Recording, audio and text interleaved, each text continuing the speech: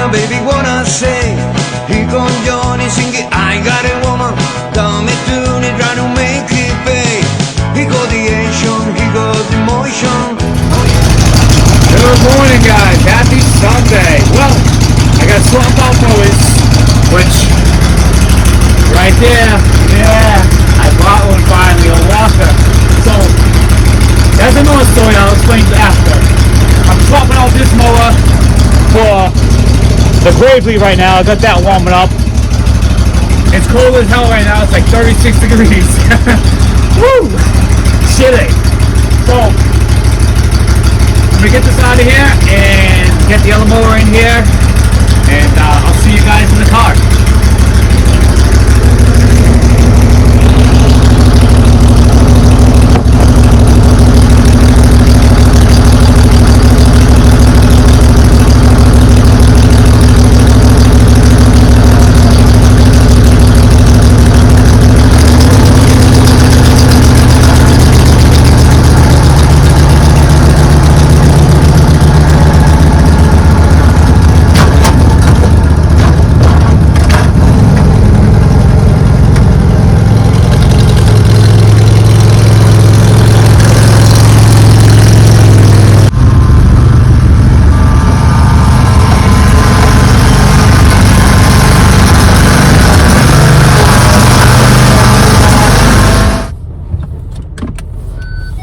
So guys, like I was saying,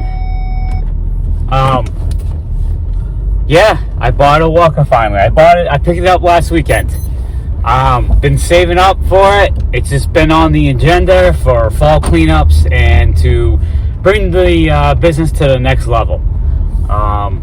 So yeah, I finally found one for like the price point that I was looking for. Still pretty expensive for a used mower if you ask me, but it is what it is. Anyways, long story short, I used it once last week. I saved 1 yard to mow with it, and so I was like kind of getting used to it and stuff because I've never run a walker ever in my life.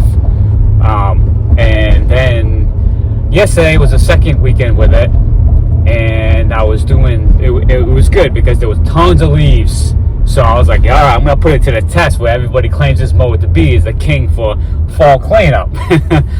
And you know, I'm a newbie at the walker, like I was saying. I went to the back of the yard to go dump because I can dump the leaves on site. And my stupid ass decided, oh, I'm gonna leave the hopper door wide open and let me hit the PTO on for the blower. We just gotta. It's a for you guys that don't know anything about a walker. It's a vacuum deck, and it's a big vacuum that pulls all the grass clippings and the leaves and mulches it all up, and it puts it into the hopper and then bags it. I was sitting on top of a bunch of leaves, like 6 inches worth of leaves. I didn't think, oh, if I turn the PTO on, I forget that it turns on the mower blades as well. So I sucked up a ton of leaves into the system. Right, so I flew back right to the front of the yard to finish what I was doing, and I go engage the blades, and I'm mowing for like a couple of seconds, and all of a sudden I see a bunch of smoke coming out the ass, and I'm like, what the hell? I'm like, so now I'm pissed. I just bought this thing. I'm like, did this guy sell me a freaking lemon? So I instantly shut the machine down. I pop the hood open, and I look down, and like I can smell. I know what a burning belt smells like. It smells like I was at the drag strip and I was just burning rubber. So I'm looking for like a smoked belt, and I finally see it. It's a small little belt. It's only 28 inches long, and it's you know this diameter. And I'm like, what the hell? You serious? And I got no belts on me because I just got this mower, and I'm kind of like, you know, testing it out. So I was like, oh crap, this is like literally like the last house of the day, and it's gonna be like nighttime any minute now. Granted, I got lights on the mower, but I was like, oh, screw it. So I told my customer, she's really understanding. I told her, hey, listen, I mowed the front. I'll be back tomorrow morning. I blew a belt on the mower, and by the time I come back, it's already gonna be too dark out, and I don't want to, you know, tick off her neighbors. So went to the store, tried to supply. The belt's numbers on the belt are so worn off, I don't even know what the hell it is. And I pieced it back together. It looked like I didn't miss any pieces off the belt. I went on Walker's site, tried to find a parts diagram of the belt number. Their numbers wasn't really matching up, but then I was like, wait a second, I forget. The ending numbers of the belt is the size of the belt. The beginning numbers is like either the thickness, 3/8, ½ inch, 5/8, blah, blah, blah, blah, blah. So I had like a Joe Biden moment on it. wait a second, I like ice cream. But anyways, I got the belt. I went into I had the mower obviously with me in the trailer. So I tried to supply. I had my son hold the flashlight up over the engine. My trailer's got lights inside, but it's just not bright enough. And let me tell you something, Walker. That belt is the most pain in the to freaking change. It is in like the tightest freaking spot ever. And oh my god, it sucks. Every other belt on that machine is a walk in the park to freaking change out. But that freaking blower belt sucks donkey. Oh my god, let me tell you. So I got the belt on, and I fired the machine, made sure the PTO wasn't seized up or anything. I checked out, checked all the free spinning pulleys and all that, and everything was spinning. Usually when a belt breaks, sometimes 50-50, it's usually a bearing or some component seized up on you. But I checked it all and everything was free spinning, so I know nothing was seized up. So, I spent some money this year, I tell you, boys. I also bought a new blower.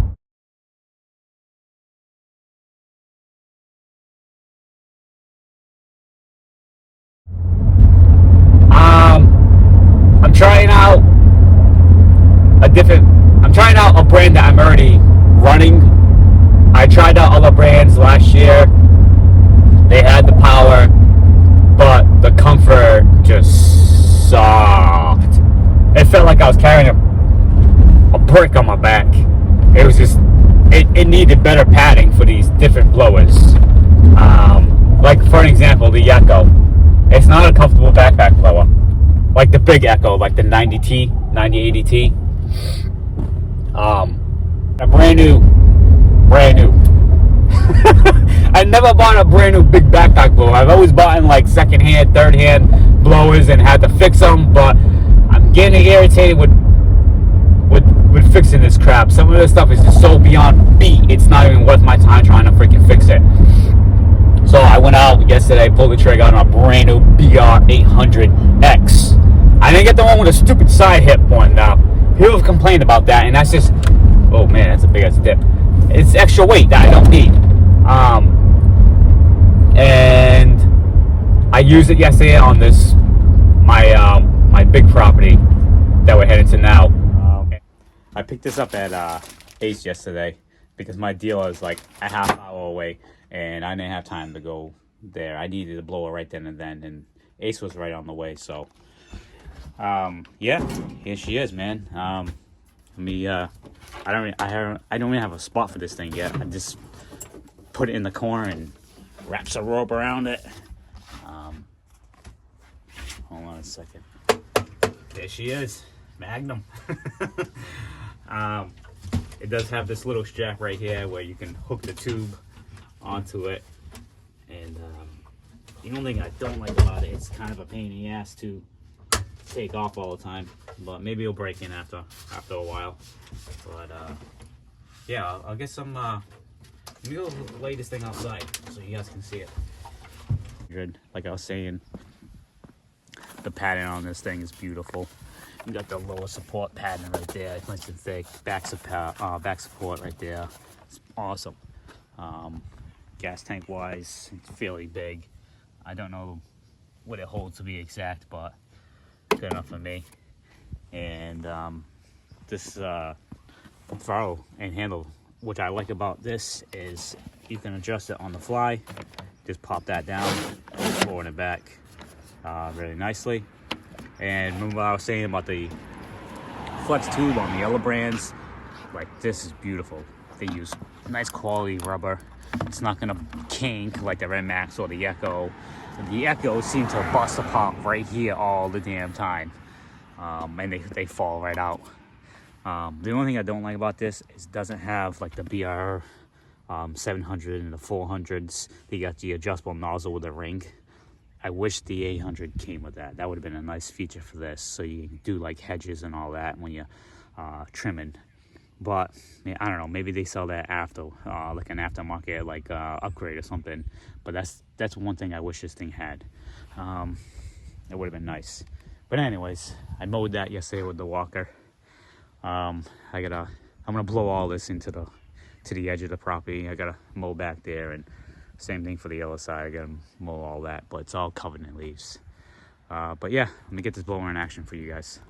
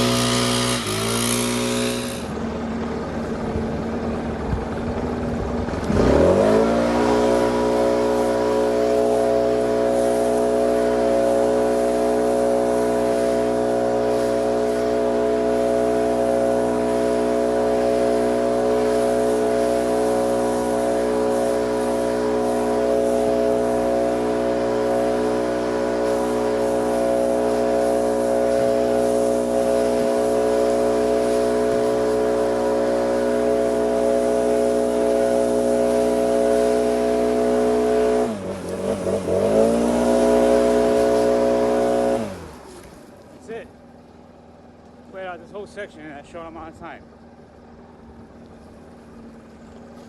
Now it doesn't have to be super perfect because I'm gonna be mowing over it, and I still gotta do a cleanup. I just want to get the big bulk of it.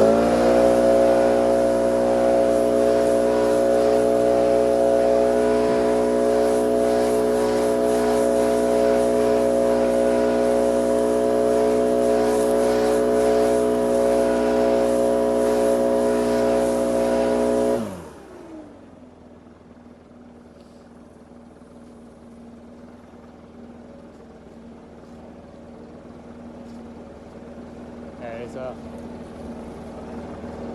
big old section of pine needles over here. I don't have to worry about that. But yeah, I just wanted to get the big bulk of it out of the way. Whoa, big sun. I took the nozzle off finally. But yeah, I just wanted to get that big majority out of the way, just so I'm not making a disaster out of the yard. So when I'm mowing, I did finally buy a aluminum grass catcher, but I did make the thing for it, the faceplate, basically the receiver side. But I just have to weld it up. So I'm still currently running the homemade Toro grass catcher. I'm going to use that for the front, so that I don't blow all the damn freaking stuff all over the driveway again. But yeah, I'll show you guys at home. I finally picked that up. I scored that for a good deal, like $200, and I think it was like in like great shape. It had like one little aluminum weld broke on it. But that was about it. Oh, for my BR 600, the damn thing's acting up again. I gotta change out the fuel lines. I use cheap fuel lines, so it's starting to like break down and it's collapsing on itself, so it's starving for fuel again. It happens like every fall, but I gotta invest in some better fuel line. I gotta, no, whatever, that's another story. I gotta get that back up and running. But yeah, let me get mowing, and I'll see you guys in a little bit. So yeah, guys, I was still been using the Toro grass catcher, but again, I got that new grass catcher that I built.